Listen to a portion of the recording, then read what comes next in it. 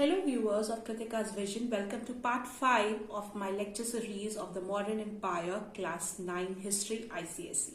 So here we'll talk about the third ruler of the mighty Mauryan dynasty. Yes, that was none other than Ashoka. Ashoka is known as the greatest emperor of the Mauryan dynasty. He ruled from about 268 BCE until his death, that is 232 BCE.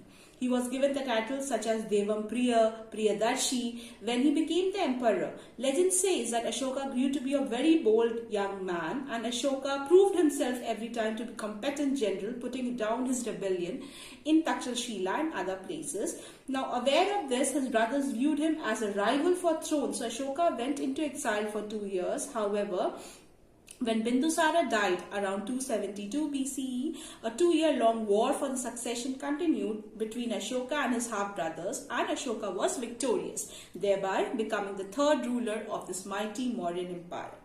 Now, the Kalinga War is one of the most significant wars in the history of India. Since its commencement, the Mauryan Empire was on a path of territorial expansion. Kalinga used to be under Magad rule during the time of Nandas, but it gained its independence during the Mauryan reign. So Ashoka faced tough resistance in the Battle of Kalinga, and according to the archaeological sources, many people were killed, many were imprisoned, and many suffered a lot. Ashoka won the war of Kalinga. However, he felt extreme remorse for the death and destruction that was caused due to the war.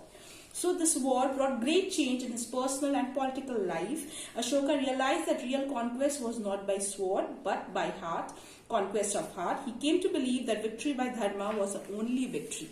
Now, he vowed to give up path of war, embrace the path of peace. Buddhism was declared as the religion of the state, and it was believed that the adoption of policy of peace led to the decline further of the Mauryan empire. Now, the empire saw the transformation of Ashoka from Chanda Ashok to Dhamma Ashok. His empire had a pan-India presence. Yes, the Mauryan Empire, with Chandragupta Maurya coming to power, was not only vast but exhibited a pan-India character. The empire rose to power after defeating the foreign invaders who had driven out of the country by Chandragupta Maurya. Further, Ashoka extended the empire and made it a pan-India presence. Now, the advantage of such pan-India empire is that the small independent kingdoms were removed, trade links with foreign countries got improved. Ashoka conquest of Kalinga further led to end of wars, which further helped to devote Mauryan emperors more time, energy and resources to social and economic betterment of the people. This further strengthened the empire, and a lot of rulers who were facing foreign invasion beforehand were not facing anymore. So that's all for today's lecture series. Kindly stay tuned and subscribe my channel.